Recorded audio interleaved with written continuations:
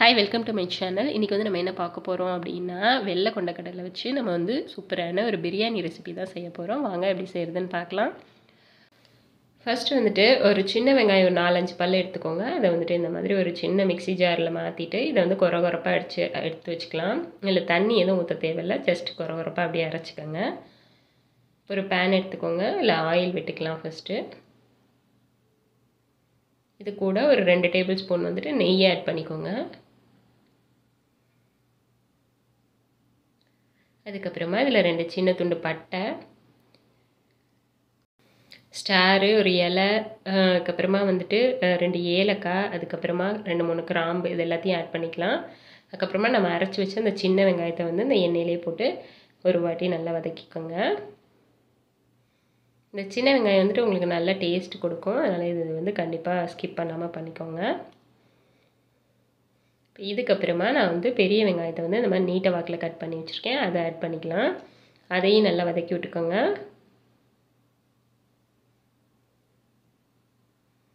இது கூட 2 பச்சை மிளகாவும் சேர்த்துக்கலாம். சேர்த்துட்டு நல்லா அதை கீறிட்டு ஆட் பண்ணிக்கோங்க. பச்சை மிளகாயை இந்த அளவுக்கு நல்லா வதங்கினதுக்கப்புறமா நம்ம வந்துட்டு இஞ்சி பூண்டு பேஸ்ட் ஆட் பண்ணிக்கலாம். அதுவும் நல்லா பச்சை வாசனை போகிற வரைக்கும் நல்லா வதக்கிக்கலாம். இதுக்கப்புறமா நான் ஒரு கைப்பிடி அளவுக்கு வந்துட்டு புதினாவும், ஒரு கைப்பிடி அளவுக்கு வந்துட்டு கொத்தமல்லியும் நல்லா கழுவிட்டு ஆட் பண்ணிக்கோங்க. அதை நல்லா கலந்து விட்டுக்கலாம். புதினா கொத்தமல்லி தான் இதுக்கு ரொம்ப டேஸ்ட்டாக இருக்கும், அதனால் வந்துட்டு நீங்கள் கொஞ்சம் நிறையவே சேர்த்துக்கோங்க. வந்து தக்காளி ஒரு தக்காளி ஆட் பண்ணியிருக்கேன். இதுக்கு அதிகமாக தக்காளி போடணும்னு அவசியம் இல்லை. பெரிய தக்காளியாக இருந்தால் 1 போட்டுக்கோங்க, சின்னதாக இருந்தால் 2 ஆட் பண்ணிக்கோங்க. அது கூட நான் 1 டேபிள் ஸ்பூன் தயிர் ஆட் பண்ணிக்கிறேன். எல்லாத்தையும் நல்லா கலந்து விட்டுக்கலாம். எல்லாம் நல்லா வதங்கினதுக்கப்புறமா இது கூட கரம் மசாலா 1 டேபிள் ஸ்பூனும், பிரியாணி மசாலா 1 டேபிள் ஸ்பூனும் ஆட் பண்ணிக்கோங்க.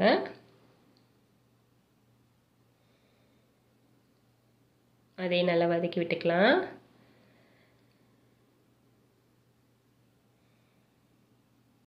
அதுக்கப்புறமா நான் 1 கப் அளவுக்கு சுண்டல் வந்து நைட்டே வந்து ஊற வச்சுட்டேன். மார்னிங் வந்துட்டு இதை வந்து நம்ம வந்து ஒரு 2லேருந்து 3 விசில் வந்து விட்டு எடுத்து வச்சுக்கலாம்.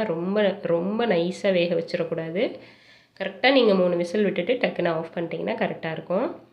இது கூட வந்துட்டு மஞ்சத்தூளும் ஜீரகத்தூளும் கொஞ்சம் ஆட் பண்ணிக்கோங்க. அரை டேபிள் ஸ்பூன் போட்டால் போதும். ஆட் பண்ணி நல்லா மிக்ஸ் பண்ணிக்கோங்க.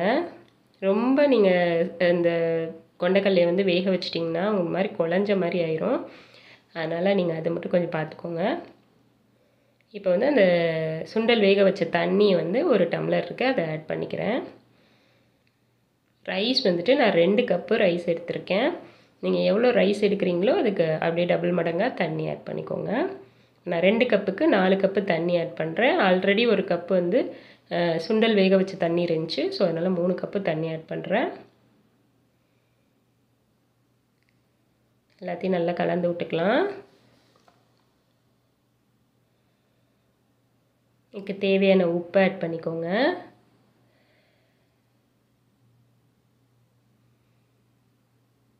இதெல்லாமே நல்லா கலந்துட்டு நம்ம ஒரு மூடி போட்டு இதை நல்லா ஹை ஃப்ளேமில் வச்சு நல்லா கொதிக்க வச்சுக்கலாம். நல்லா கொதித்து இந்த அளவுக்கு அந்த அரிசியும் வந்துட்டு தண்ணியும் வந்து நல்லா ஈக்குவலாக வர்ற அளவுக்கு நம்ம வந்து கொதித்ததுக்கப்புறமா அடுப்பை வந்து நல்லா ஃபுல் சிம்முக்கு மாற்றிடுங்க. பார்த்திங்கன்னா தெரியும், இந்த அளவுக்கு வந்து தண்ணி வந்து உள்ளே இருக்கணும், ஆனால் வெளியில் பார்க்கும்போது தண்ணியில் கொஞ்சம் மட்டமாக இருக்க மாதிரி இருக்கணும். தண்ணி வந்து அந்தளவுக்கு வந்தோடனே நீங்கள் வந்து அடுப்பை வந்து நல்லா சிம்முக்கு மாற்றிடுங்க. சிம்முக்கு மாற்றிட்டு நீங்கள் அதை தம்மு போட்டுக்கலாம். நான் வந்துட்டு இதில் வந்து ஃபாயில் பேப்பர் தான் ஆட் பண்ணி பண்ணுறேன். நல்லா ஒரு ஃபாயில் பேப்பர் வச்சுட்டு நல்லா அதுக்கு மேலே அந்த மூடி போட்டுட்டோம் அப்படின்னா அந்த ஏர் வந்து வெளியில் வராமல் நல்லா டைட்டாக இருக்கும். நீங்கள் வந்து சுடு தண்ணி, ஹாட் வாட்டர் அந்த மாதிரி ஏதாவது வைக்கிறீங்கனாலும் வச்சுக்கலாம். நீங்கள் என்ன ஃபார்மேட்டில் வேணாலும் தம் போட்டுக்கலாம். 10 மினிட்ஸ் வந்துட்டு நீங்கள் அடுப்பு சிம்மில் வச்சுட்டு அதுக்கப்புறம் ஒரு 10 மினிட்ஸ் வந்துட்டு ஓப்பன் பண்ணாமல் அப்படியே விட்டுருங்க. இப்போ நான் வந்து 20 மினிட்ஸ் ஆயிடுச்சு. 10 மினிட்ஸ் வந்து நான் சிம்மில் வச்சுருந்தேன். அதுக்கு அடுத்த ஒரு 10 மினிட்ஸ் வந்து ஓப்பன் பண்ணவே இல்லை. பார்த்திங்கன்னா தெரியும். கரெக்டாக இருக்குது. நல்லா வெந்துருச்சு ரைஸ் வந்துட்டு.